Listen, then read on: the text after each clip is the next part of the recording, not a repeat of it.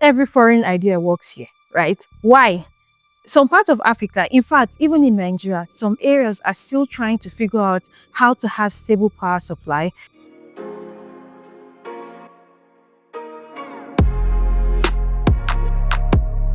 Hello everyone, welcome to my YouTube channel. My name is Sherifat Ahmed, also known as the Startup Accelerator, and I'm Black and beautiful. Innovation in Africa is not about copying the West or other parts of the world, but solving our problems with solutions within the African context. So today we are going to be discussing the future of innovation in Africa, what is working, what is not, and what we need to be building. So let's get into it. As Africans, we are at an advantage. Why? We have the fastest growing youth population in the world. What does this mean? It means the young people, we have a lot of young people in Africa, and it's growing beautifully. It's growing very quickly. Also, we have the world's biggest mobile first market. What does it mean? It means we are able to access the internet or know what's going on globally from our phones, from our smartphones. We don't necessarily have to sit in front of a laptop or a desktop to be able to know what's happening through our phones. Easily, we're able to know what's going on. Also, because we're relatively young, we have a lot of underserved industries. They are just looking for and waiting for tech innovations to be able to amplify the things they can do. And the biggest advantage I see here is that we innovate out of necessity. Like, we're solving problems that other parts of the world, especially the West, can't imagine. So we are solving problems based on our reality, which is an advantage that most continents do not have. You will ask, even with this advantage, the youthful population, the mobile first population, the underserved industries, what is wrong with innovation and tech growth in Africa? The truth is, we tend to import solutions from other parts of the world and try to shove it down the throat of Africans. Why not build solutions that are tailored to our needs? Not every foreign idea works here, right? Why? Some parts of Africa, in fact, even in Nigeria, some areas are still trying to figure out how to have stable power supply. We're still trying to figure out how to have stable or strong internet connections. We're a cash-driven economy and not a cashless economy, even if we've had a lot of African governments, especially in Nigeria, trying to promote a cashless society, right? What does this mean? It means we still do a lot of our purchasing. We still do a lot of our buying with cash, actual cash, rather than using digital solutions for payment. We also have a low purchasing power. So when you try to price your solutions really expensive, you just know that you have cut off majority of your potential customers. I'm not saying don't charge premium price, but you need to know who your target market is and the percentage of Africans you're looking to capture. Then we're still trying to build trust in digital systems. That's why I see a lot of African governments investing so much in digital literacy. So we know that the future is tech. And even at the grassroots level, we're able to adopt tech solutions and not just social media, please. These factors are why when African founders try to copy and paste, maybe you stayed in San Francisco for a long time and you believe this will work in Africa. It's why when, as a founder, you try to copy and paste solutions from abroad, they fail here because you need to build an African context solution, something that we can relate to locally. Now, opportunities for African founders. As a growing continent with youthful population, there are so many sectors that are ripe for innovations. One would be agriculture. What are the innovations we're trying to build in the agricultural sector? Food. Food is life. People would always pay for food because they need to survive. So can we just come up with very mind-blowing innovations? In fact, let it not be mind-blowing. Just come up with innovations that will ensure food security in the continent. We have the land, we have the resources, but how do we keep it growing? How do we even do it that we're able to supply other parts of the world and grow wealth through the sector? Then health. People will always pay for their health. They want to survive, they want to live. We have a lot of Africans going to other parts of the world so they can be able to get good health care.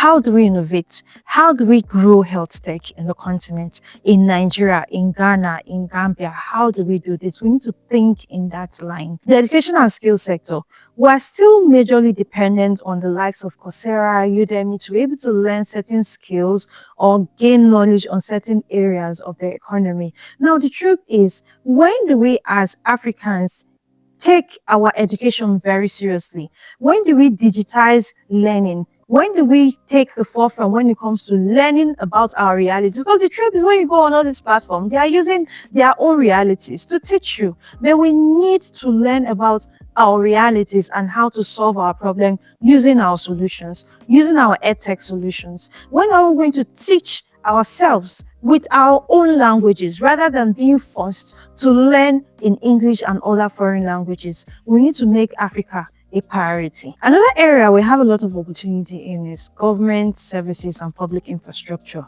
You know, especially as a Nigerian, you know, when it comes to dealing with the government, it is so hectic in most times. Like, I would rather ever avoid it, to be honest. If I can get a consultant to run it for me, I would do it easily. So when do we start innovating to make government services or interacting with the government easier and simpler and even more convenient? Tax, identification management, transport management, waste management, like so many areas that the government are involved. How do we bring innovation into that? How do we collaborate with the government to make it easier and something very exciting for the populace to participate in? These are just few sectors in Africa that desperately need innovation. And if we do a lot of research, we'll be able to see so many other areas. Founders, I insist, create solutions for African contexts. Insecurity. What are we doing to solve the insecurity issues in Africa or in Nigeria particularly? How are we innovating to make sure that we support the government to protect its citizens, to ensure the security and sustainability and the livelihood of the citizen? What are we doing about this? How are we as founders and tech founders at that trying to innovate to provide solutions to the government? Because I'm very sure they will jump at it, to be honest. They are really going to jump at it. These are just a few sectors that need innovation. And I promise you, if you do a lot of research, so many other areas will come up. Let's build solutions within the African context. Now we've identified sectors with opportunities for innovation, but the question is, how do we build these solutions right? Let me give you a few. First is to build for how people live and not how you want them to live. Remember I mentioned earlier, you cannot force things down people's throat. If they will not accept it, they will not accept it. If they can't relate with it, they won't accept it. Also start with affordability. Considering the low purchasing power we have as Africans, we want to be able to provide a solution that more Africans will be able. And I know price is relative, but I'm saying if you know you want to capture majority of Africa, more Africans using your solutions, then please start with affordability. Then design for low internet, low literacy, and low trust. Then partner with early communities. Localize the solution. Make sure that whatever solution you're taking to them is something that community can relate to. Say in Nigeria now, you're trying to do, say, maybe an edtech solution and the teaching is in Igbo, but you're trying to sell to a Yoruba community. No, it won't work there. So you have to make sure that if you're trying to sell a solution in a particular community, it is something that the people can easily relate to and adopt. Then start with one city, one community, and expand. Please, it is safer to try to conquer a country bit by bit than trying to conquer the entire Africa at once and at a go. Just take it pace by pace. And all of this is what I'm trying to do with Startup Akoko. In my previous video, I mentioned how I'm trying to empower with stakeholders from different communities, trying to empower businesses and MSMEs in the grassroots level, right? We have in the cities, when you come to the cities in most African countries, you have tech innovations, you have tech competitions, you have hackathons, tech competitions, and all of that going on. But what really happens to the people in the grassroots? Are they able to relate to what we're doing? And that's an initiative I'm trying to drive. Starting with the 4 Akoko local governments in Ondo State, my goal with that initiative actually to take innovation, take it down to the grassroots level, make the people build for themselves, encourage them and support them to build for themselves. They don't have to copy what's going on in the cities. How can you improve the livelihood of your community? How can you improve the lifestyle of your people using your own resources, using your own knowledge, and using the systems you're used to? How do we bring innovation down to the grassroots? Please support me on the Startup Accelerator project. As a bonus, let's discuss what the African founders' mindset should be for innovation. As a founder in Africa, you must think lean. You might have the resources to hire as many people as you want, but the truth is, why not try to manage the little human resource you have for now? Use them to the best of their ability. I'm not saying overstretch them. I'm not saying stretch them where they start experiencing burnout, but try to see how you can optimize the talents and skills they have before trying to expand or grow a larger team that you don't necessarily need. Then be customer driven and not investor driven. And that's something I'm really passionate about, because I see a lot of African founders chasing investors and not necessarily trying to make people adopt their solutions or get customers to build that business, because we have this mindset that investors are what build the businesses, but no, paying customers actually do. And most people want to invest when they see you have a customer base already willing to pay for your service. Then make sure any solution you're providing is data informed. Don't believe that, oh, because I think there's an opportunity here, I should build a solution on it. No, do research.